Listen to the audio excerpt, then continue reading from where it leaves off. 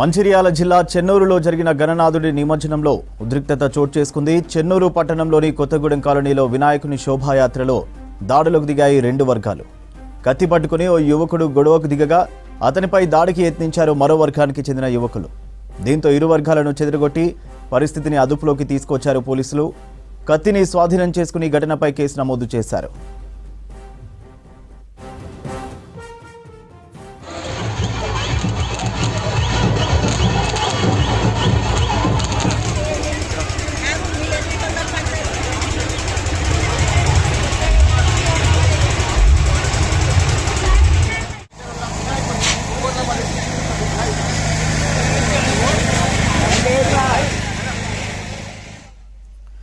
మంచిర్యాల జిల్లా చెన్నూరులో జరిగిన గణనాథుడి నిమజ్జనంలో ఉద్రిక్తత చోటు చేసుకుంది. చెన్నూరు పట్టణంలోని కొత్తగూడెం కాలనీలో వినాయకుని శోభాయాత్రలో దాడులకు దిగాయి రెండు వర్గాలు.